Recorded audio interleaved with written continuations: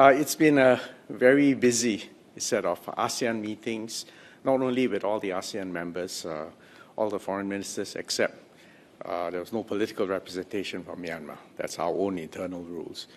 But there was also very good representation from ASEAN's dialogue partners, the US, China, Australia, New Zealand, India, Japan, Korea, were all present at the foreign ministers level. So this was a good set of meetings. Just to give you a general sense of the issues that were discussed, I think the situation in the Gulf of Hormuz, and also the fact the recent escalation, including also the attacks on Saudi tankers in the Red Sea, highlighted the fragility of global supply chains, and this has impact certainly on ASEAN in terms of energy, in terms of fertilizer, in terms of food.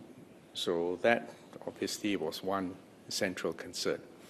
But beyond the immediate impact of the conflict in the Middle East, the secondary concern was the impact on international law, in particular the UN Convention on the Law of the Sea, the right of transit passage through straits used for international navigation.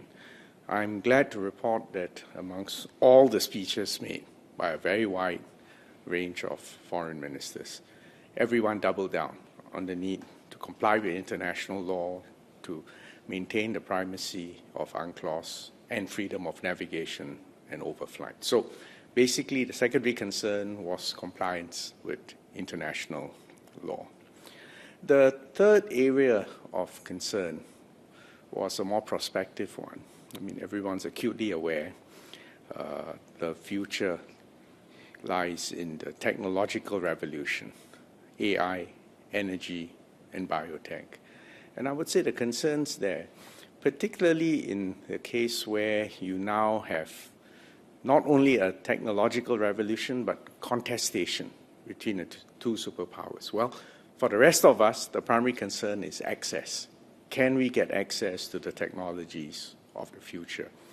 Can we internally commoditize AI, energy, and biotech so that it can create jobs and it can improve the lives and livelihoods of our people? So that was the third. There was, of course, inevitably some discussion on Myanmar, but we had just had a meeting about a week ago, so fortunately, this did not suck up all the bandwidth in the room.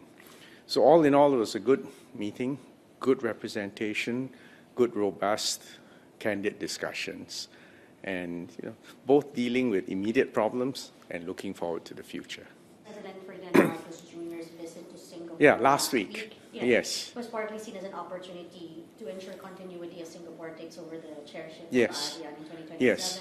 What do you see as the one or two priorities? Well, he had a very good meeting with my Prime Minister.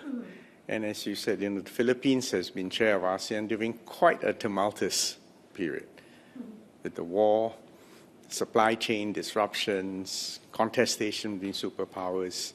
And I must give full credit to President Marcos as well as to the Foreign Secretary for steering ASEAN through quite a delicate situation. Yes, there was a good chance for him to have a good discussion with our Prime Minister, and even as we plan for next year's, when Singapore is chair, I'm not ready yet to give you full details, but I think certain themes are quite clear. Given the state of the world, we need to maintain ASEAN centrality. We need to try to build up ASEAN resilience. The best way to enhance resilience, work together, integrate our economies, to make sure that we do not panic and we do not put obstacles or restrictions in each other's way.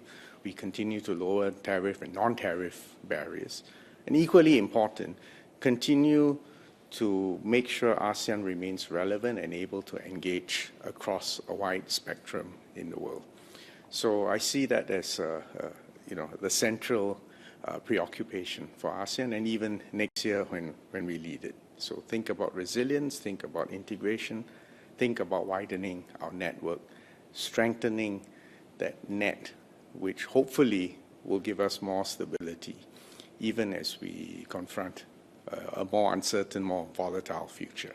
Which issue or theme stands out most across the post-ministerial conferences with ASEAN's dialogue partners, particularly maybe with the US and China?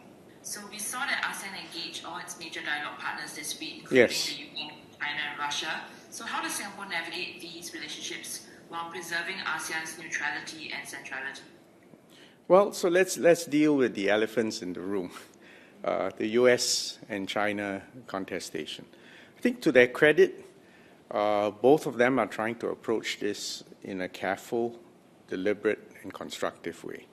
In particular, I would say I'm glad that at least at this point in time, neither of them are forcing us to choose sides. They know ASEAN's priorities, which is still to develop our economies, to integrate and gain access to the latest technologies, and that we're still interested in free trade, in giving more opportunities to our people. So I would say there was a measured tone, even with the backdrop of contestation between the superpowers. With the middle powers and the other dialogue partners, again, there's the sense that we know this is a world in transition from a unipolar world to a multipolar world. We don't yet know the full shape of what is to come. We know this is a dangerous phase. But again, the sense in the room, this is a time to be careful. This is a time to work together.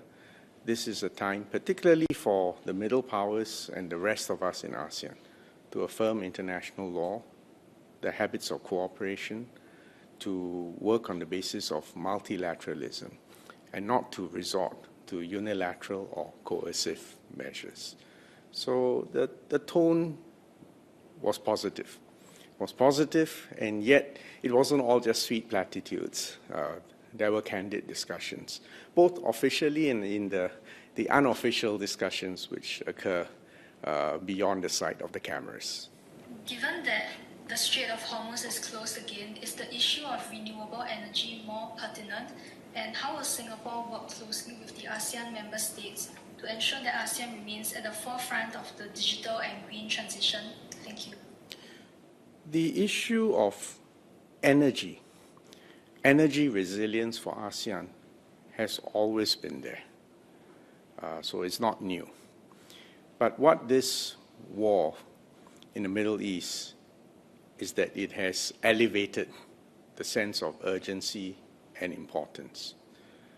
And here again, ASEAN does not have a say in the resolution of the conflict in the Middle East. We really cannot even say when and how a resolution will come about. But the larger point is this: if you actually do a catalogue of ASEAN's potential energy capacity, not just in fossil fuels, oil and gas, which ASEAN does have. You look at geothermal, you look at solar, you look at wind. In fact, ASEAN has far more latent energy, which requires investment, which requires capital and technology in order to bring to fruition. And when we reach that, we will create a situation where ASEAN is not only more energy resilient, but also more dependent on renewable energy, and therefore also doing our part for a lower carbon future. So I would say the opportunity, the need for it has always been there. What recent events have done is to raise the sense of urgency. And we are trying to do that, and that's where, again, projects like the ASEAN Power Grid, actually it goes beyond just the laying of cables. It goes beyond the arguments about fees. It goes beyond the technical aspects of the equipment needed. It's to actually create a sense that, look, we are all better off if we can engage in collective investments, in raising our capacity, It makes us more resilient, it makes us more competitive, and it better prepares us for the future. And so again, I think by this stage now, no one is seriously arguing against it. The challenge is execution. Does Singapore make the case that it should be exempt from any future Section 301 measures on the tariffs, given that the U.S. runs trade surplus with Singapore? Well, I had a good and robust discussion with Secretary Rubio. He understands us, he knows Singapore, and he's obviously someone who's got wide experience in both diplomacy and economics. I made the point quite categorically that the U.S. has a surplus, a trade surplus against us. In fact, it is growing. And on that basis, there really is no technical or economic basis to impose tariffs upon us. Nevertheless, you know as well as I do that the American administration, for its own domestic political reasons, needs to raise tariff revenue. So I'm not going to give you details about my discussion, but I am trying to find a way to make the point that Singapore is not a target of the United States, not at all. But we also need to make sure we don't become collateral damage in the overall scheme in which tariffs are going to be raised by the United States with all its trading partners. So I'm sorry I can't give you details, but I would say we've had a good, candid, and honest-to-goodness discussion.